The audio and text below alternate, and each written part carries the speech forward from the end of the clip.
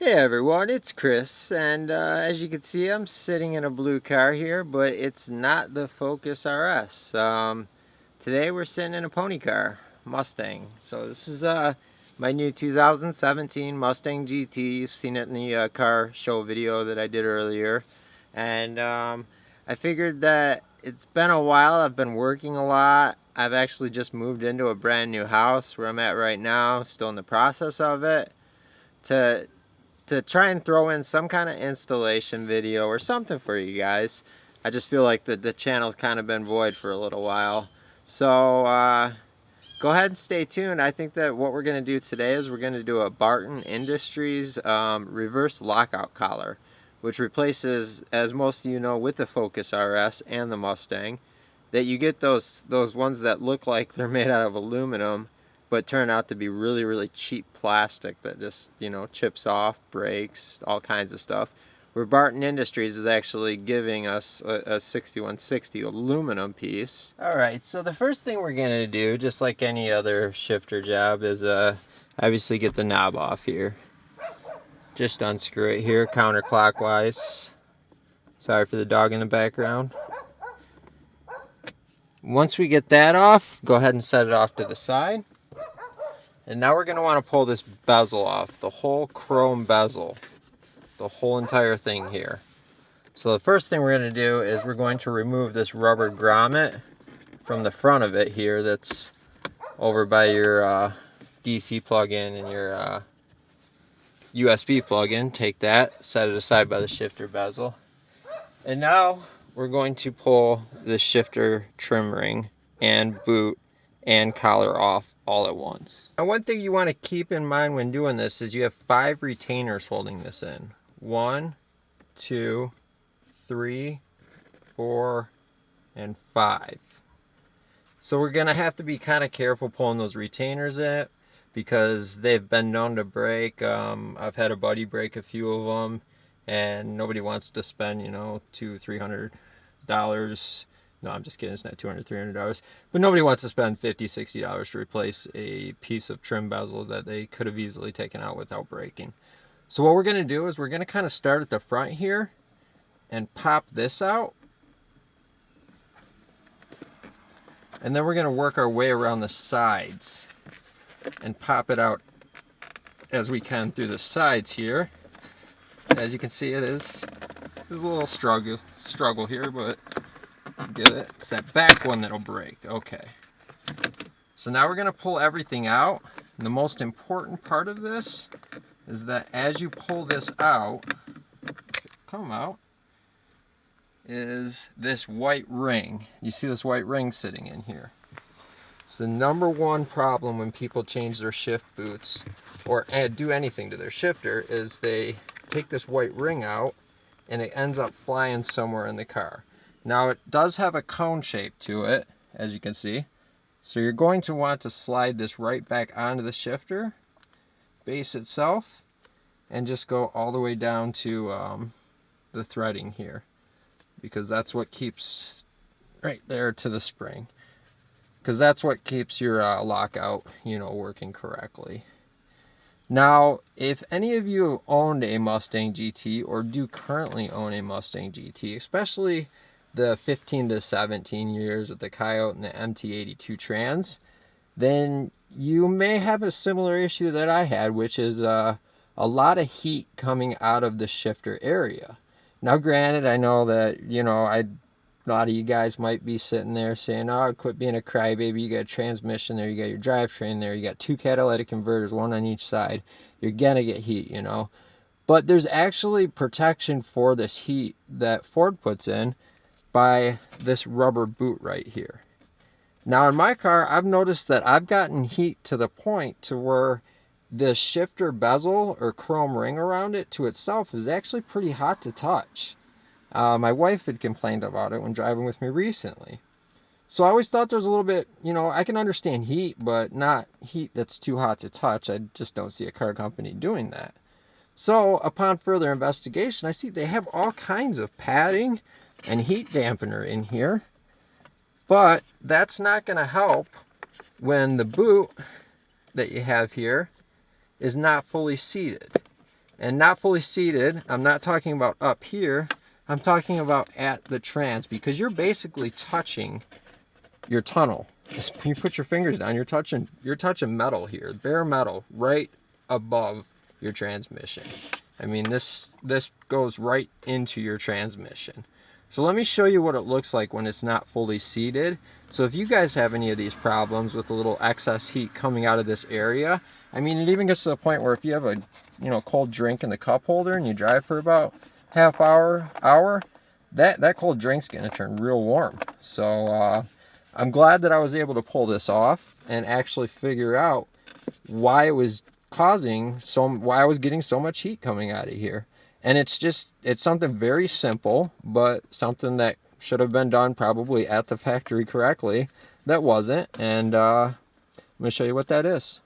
So those of you guys that have decided to stay with me, even though I still am doing the Barton lockout collar, I just found that this is kind of an important thing that I've seen around the forums, I've seen questions on, and I just wanted to make sure that people realized it. As you can see, this boot goes all the way down and has a seal on the top and the bottom which fits at the body. Now when I push it to look at the boot, see that bare metal right there? See how the lip, it might be hard to see, but right down here on the side, the lip is up over the metal. Here in the back here, the lip is actually underneath the metal, as if you can see right there. I mean, if you see sharp edges of metal, then the boot's not seated. So that could be your cause of heat if you're experiencing the same issue that I was. Now let's get back to the Barton install after I pull this boot back to the right place. Alright, now we finally got that boot seated to where it's covering all the way around the shifter. There's no longer a gap in it, letting hot air in from the bottom of the car. Just tuck this insulation back in here. And what you should see is no paint from the vehicle. Which, after we put it in, you can see there is no paint from the vehicle, meaning that the rubber is fully sat on top and on bottom. Not too easy of a job if you're not willing to take more than your shift bezel apart. Alright, now that we've gotten everything taken apart, and switch my camera to face downward here, I'm going to show you that we have the stock reverse lockout here. And what we're going to need to do is actually take this ring off of the back side of it, which is not very difficult to do. I would recommend either a small screwdriver or a razor blade. You can stick out, be safe with it, and just start cutting away, because what you'll see inside of here, and as you can probably see just in there, let's see if I can pull some out to show you, this piece is just glued on. So once we cut all the glue away, then we'll be able to separate this black piece from the upper chrome piece. So just kind of go around, work at the glue. This one's got a little bit of decent amount on here. Now once you've gotten that residual plastic off of here, you're going to want to go ahead and install the new reverse lockout collar. You see this notch right here? This notch is lined up with the front of the shifter. It's not going to make a difference during the assembly, but we'll just put it back how it was stock. So what we're going to do is slip this through here. It might be kind of tight because it is a aluminum piece and it's a little bit thicker than stock, but once we get it through, Barton does supply a zip tie to put right back on there, and we'll have her good as new. So I'm just going to work on pushing it through. I may need to cut a stitch from either one of the sides to make room to get this all the way through without tearing any of the boot. You can see the Barton unit does come with a groove right here. That is going to be for the zip tie. Once we fit it in this way, we're going to fit it through. Make sure that the boot is all the way up and covering that small area. Got the boot over the collar where the zip tie goes.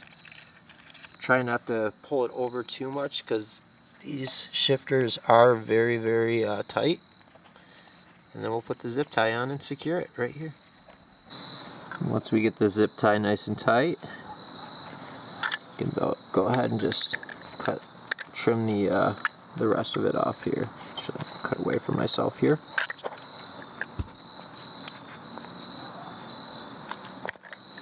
There we go. Pull it back through this way, and looks just like the stacker.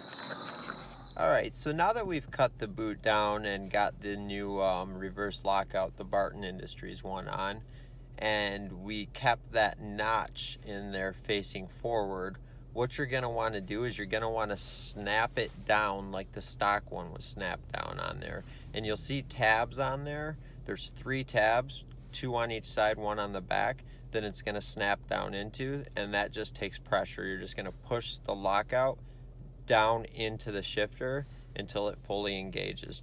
So basically you're going to take this piece right here and push it all the way down till it clicks, and then once it clicks, you'll be able to have your Barton Industries reverse lockout here, which is much more solid. I'll be honest with you guys, I first went with the Derlin Steeda one, and it kept slipping off of the actual shifter itself. So I did go with the Barton after going with the Steeda, because I figured a plastic one, being in Michigan, would have you know, not gotten cold and whatnot. But unfortunately it didn't work out in my application. That's not to say it won't work out in yours, but as you can see, we've got it installed, and with the car running, it works perfectly fine. To put it in reverse, and just pull it back out of reverse. And that's how you install the Barton Industries reverse lockout. So if you guys like this little tutorial on just installing the reverse lockout, I do have a few more modifications that I'd like to install, and obviously make a video on it. I've got an air oil separator, some hood struts, and then next spring we're going to be going with a phase 2 kit from Roush. Please just give me a thumbs up if you enjoyed the video, or if you found it helpful or informative. Make sure you subscribe and enable the notifications for future videos, as I'm always posting them up. Thanks guys, you have a good one.